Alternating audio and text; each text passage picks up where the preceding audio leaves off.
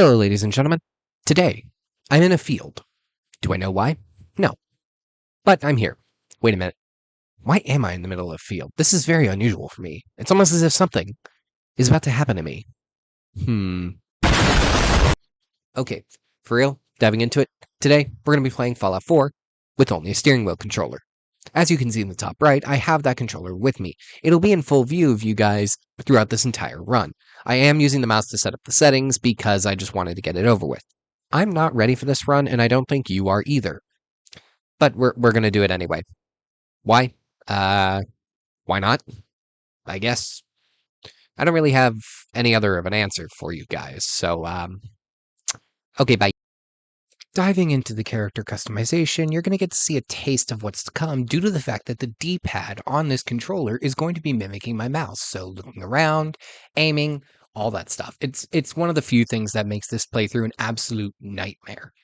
I decided to go ahead and save myself a lot of time and frankly a few migraines by just going with the default Nate since I didn't care about the look. He's hideous anyway. Talking to the sales rep showed another avenue of the D-pad challenge that I already knew was going to be here. That was being dialogue selection. Since I couldn't hit any of the arrows on my keyboard or anything like that to just simply select the options, I actually had to hover my cursor over the options I wanted. And then skill points. This was a nightmare. First of all, I was deciding how to even build this character, but then actually assigning those points using the previously described method. I'm going to speed up the video just to show you how long it actually took.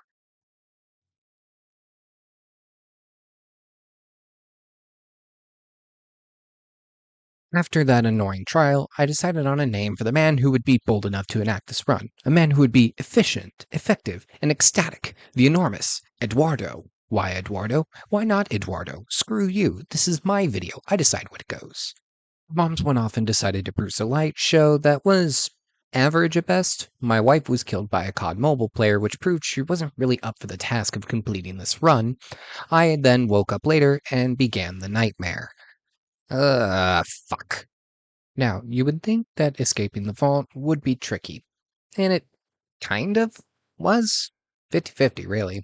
I picked up a baton and thought about it for a little bit before quickly deciding to not use melee weapons whenever possible because it made the run, honestly, a little too easy.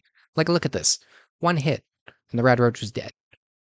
I also got a preview of how annoying computers would be whenever I had to open the evacuation tunnel and spend a couple of minutes trying to use the D-pad. Because this sucks a lot more than you think it does. Then I also got a taste of gunplay. This sucked even more because, again, I'm aiming with a damn D-pad, so I'm going to hate this immediately. I did eventually escape the vault, and my adventure's off. I'm afraid I have to go there. Ugh. Concord. First, I'm going to very briefly kind of walk you through the controls that I'm working with here. It's a little out of sync, but you'll get me. Gas pedal moves me forward. The clutch pedal brings me backward because it's a little easier for me to push. When I have them, grenades will be pushed by the brake. You have two shifters on the side of it. One of them is for aiming, which is the left. The right side lets me shoot. Pretty simple so far. Then you've got the steering. Moving it left or right moves me left or right. Anyone can follow that. Then you have the standard X, Y, B, A. Those still do the same things as they would on a controller.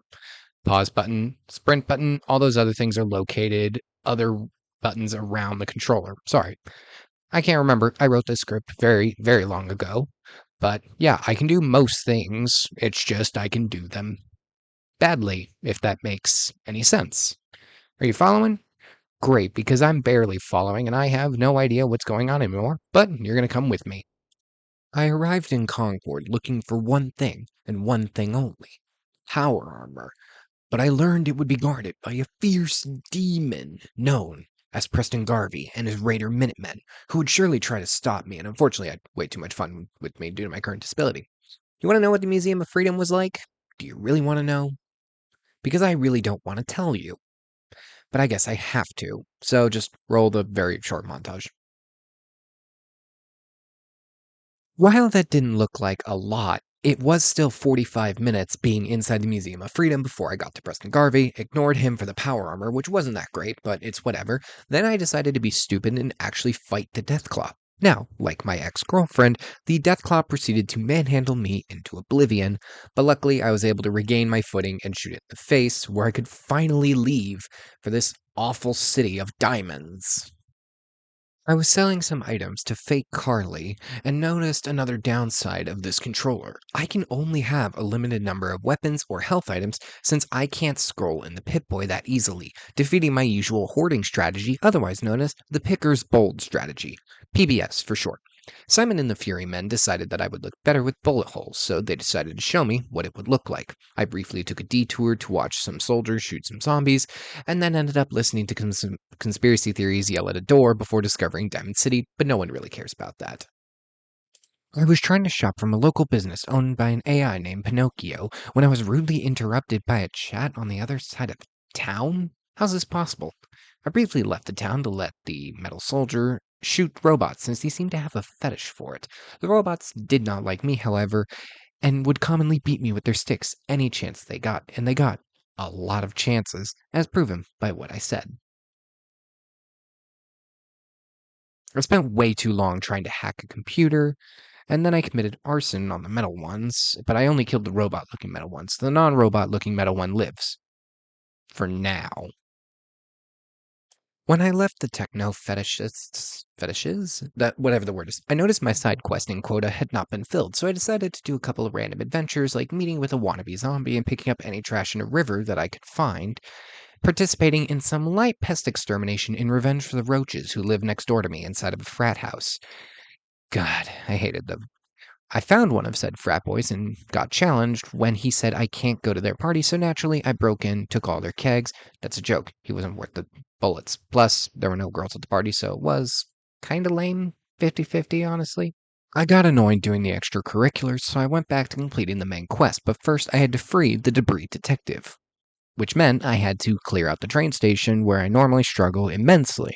Don't worry, this time was no different due to my atrocious aim and weapon restrictions. This is gonna be another montage, isn't it? Right before I went into Vault 114, I suffered through one of the longest loading screens I've ever seen. Like, this is at 10 times speed, and I could have almost taken a nap. It was this insane. Nothing interests me in the vault besides defeating Luigi, guarding the debris detective. Did I already make that joke? I got little results with it, but I took out Mario and Budget Princess Peach in a somewhat intense candlelit fight at the local Olive Garden, which I only went to for the unlimited garlic bread. I stayed for the food poisoning. Overall, I gave it a 6 out of 10, still better than Arby's. I was immediately punished for mentioning Arby's in a video with another extremely long loading screen, which lasted about 3 whole minutes, which is still not the longest, but it's pretty crazy. Here's the proof.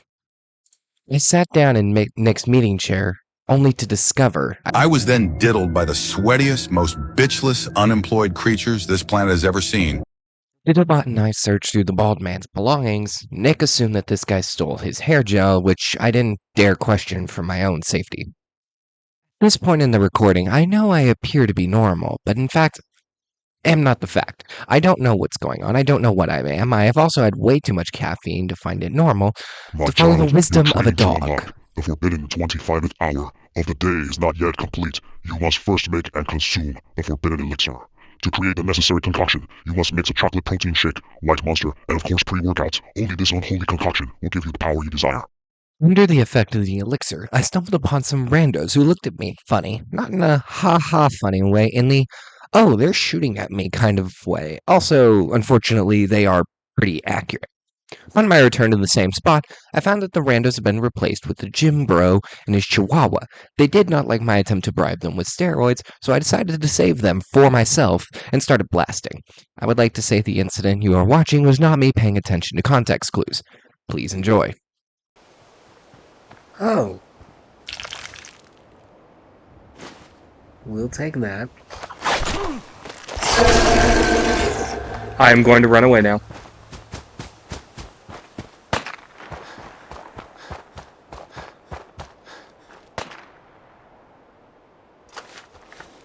I'm sorry, I'm so sorry for my mistake. I also found a random safe in the middle of nowhere, but obviously I couldn't pick it. I don't even think Nick could. I also ended up finding this weird standing zombie that both was and wasn't there at the same time. What the hell was in that drink? And why did I drink it? I realized that throughout my journey of self-discovery that it would be awfully rude of me to show up to Kellogg's house without proper gift. So I chose drugs. I mean pizza. Yes, pizza, since I am a totally normal DoorDash driver. I showed up to his house having already sold the pizzas for a better price, but he wouldn't know that until we got face to face. I arrived at his place with a very specific and detailed plan of going in quiet, not being noticed by anyone. That really lasted less than a minute, and I was caught almost immediately and started doing a mixture of blasting and praying.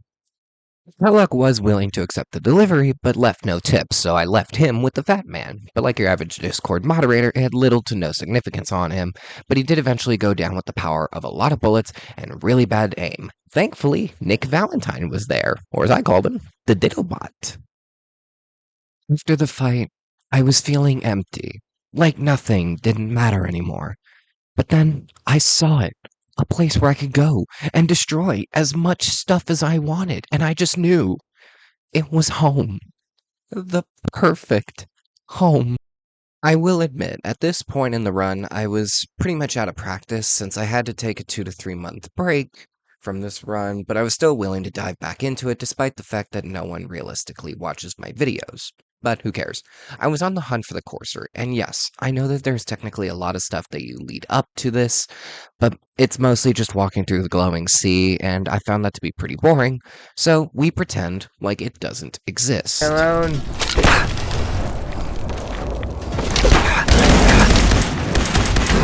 Fuck! Oh fuck! Oh fuck! Oh fuck! That's a death call. We pretend like it doesn't exist. The fight with the Courser went about as you would expect, opening with a mini nuke, which of course doesn't do anything anymore, and then cycling through my guns until I found one I liked and decided that I would fill him up with just about as many bullets as I could. Also the missile launcher, which didn't too much.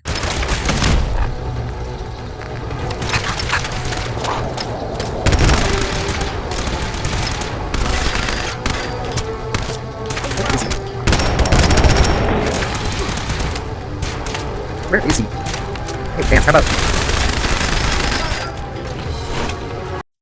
The search for someone who could do something with this plastic potato chip took me far and wide, even Michigan. Ew. But no one could help me out, not even in that cesspool. My search eventually led me to a church where I hoped to gain some insight, and I did find something. A really long loading screen, and an extensive basement with a weirdly complex lock, which had me concerned about the church's current and past residents. Speaking of, I didn't want to deal with them, and I assumed they didn't want to deal with me. So I did what anyone else would do, and I proceeded to pull out a missile launcher. They were so rude, the lights didn't turn on when I shot them. Like, seriously, did they not pay their electric bills? It was just it was inconsiderate as all hell. During a particularly long loading screen, I was proud of my progress, which you can tell by me telling you. It's so much progress in this 30 minutes. Just annihilated the railroad, got the Courser chip. Now we're gonna go back, and I'm gonna have to deal with the building. This last statement single-handedly sealed my fate. As mentioned less than 10 seconds ago, in case you forgot that I mentioned that this part was going to suck, why am I even reminding you? Of course you remember. But you know what? This is my video. Screw it. You get to watch a replay. It's so much progress in this 30 minutes. Just annihilated the railroad, got the Courser chip. Now we're gonna go back, and I'm gonna have to deal with the building. Basically, building is a nightmare because I can do most of the things normally, but the problem is I don't have enough buttons to fully navigate to the left or right on the selection menu. This could have been resolved by possibly remapping the controls, but I didn't think of that, so I suffered a failure in the run.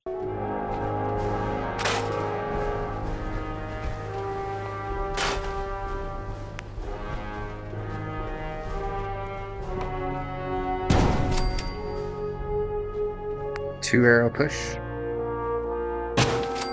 After suffering with this failure and reading ahead in the script, I kind of became confident that this plan was going to work. But since I can't read, I was surprised to learn that the loading screen wasn't really that long. Like at all. Very surprising. Long story short, I met Father, who made a child robot of me, and met a few scientists who unfortunately all blended together with how boring they are. But I was able to convert one of them to Chaos, which is great. No one cares about the blonde one, though, at all. Oh yeah, I did try to get Virgil's serum by fighting an Assaultron. Keyword try. Combining my bad aim with this controller and bullets not doing much against the robot, I stood no chance. I was painfully melted for my sins, not once, but many times. Crap. Damn it!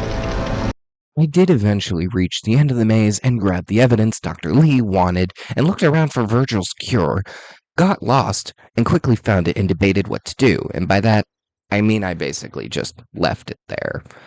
Back out of that nerd fest, I discovered that the next goal of the Brotherhood of Steel was to rebuild Liberty Prime. Dang it, my team are nerds too. Ugh, I left the nerd fest behind. I began working on the world's largest RC toy by returning to Emerald City and obtaining my previously stashed magnet. I lightly bullied/convinced Dr. Lightbulb to actually help us work on the robot. She reluctantly agreed, and I had enough to build an extra actuator, which I wanted to keep for myself, but Proctor Ingram was sniffing out any extra parts. Very weird fetish. There was a small issue, however. Our Walmart brand RC robots were all sold separately, but I didn't want to pay for them, so naturally, we were planning a heist. We started by pretending to be friends with Scribe Halen, stealing the location of these weapons, and then leaving her to die alone like the very mild annoyance she is. Then, using a very secret password given to me by the Pentagon's pizza guy, we carefully, and sneakily, I might add, opened the door to the secret facility. I quietly made my way downstairs, only to be discovered almost immediately. I mean, how did they notice me in my 10-ton armor? Once our cover was blown, we adjusted to Plan Z, which was you can't be spotted if there's no one left to spot you. With all the guards on vacation, we secured our goal, and that was the end of the heist. Except we had been betrayed from almost the very beginning. Maxon revealed that Dance betrayed us, and he doesn't even know the tango or waltz. He's a faker. Oh, and he is a robot too, which, shocking. Naturally, I sent him to the big dance studio in the sky. I do not know what's going on with this script. He's fighting back. How dare you? You guys saw that. He was fighting back. That was very... My next mission would be a lot more fun. I was tasked with destroying the trains. Wait, didn't I do that already? What just happened?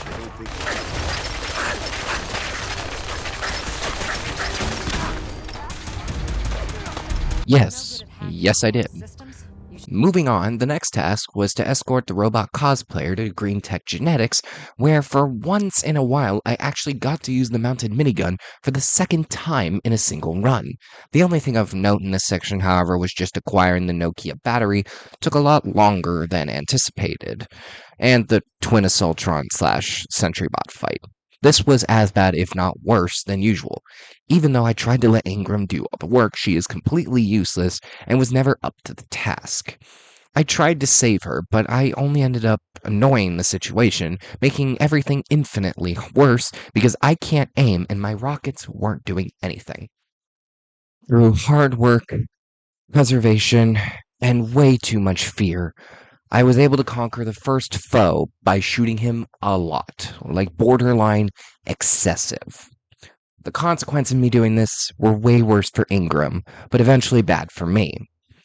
After what felt like 3 hours, I was finally free of this nightmare. We could leave this stupid building and just listen to how happy I was. Free. We're free. Ingram, you're so terrible. You're amazing. Liberty Prime was finally ready to roll, and we could actually enter the endgame. Instead of following the slow robot, I went back to the Institute and quickly got kicked out to join a fight against the Institute. I wonder why they think I don't like them. Something about me destroying their walking fax machines? Once we made our way inside the Institute, everything was about the same as normal, considering I had a lot of time to get used to the controls. Like, not that I was good, but, maybe average at best, depending on the day. I'm just gonna let these guys do all the work. Let's go. God damn, Maxon. I thought about sparing the idiot who thinks he's my son, but quickly came to my senses and did the right thing. The reactor fight somehow was a lot easier than normal. Like, I was still missing shots, as you can clearly see, but not nearly as bad as usual. Once the room was clear, I placed the glitter bomb on the reactor, pushed the shiny button, and finally beat Fallout 4 with the steering wheel. We did it. Well, technically, no, but I count it as a win since the only thing I failed to do was just due to a lack of buttons. It wasn't like I couldn't do it. I want to do this for a different game, but not Fallout again. Alright, we're done. We're done. Alright, you guys, I hope everyone enjoyed the run, and please make sure to let me know any games that you guys think would be a lot of fun. This challenge was insanely difficult, but it was arguably one of my favorite that I've ever done. So, yeah, hope you have a great day. Okay, bye.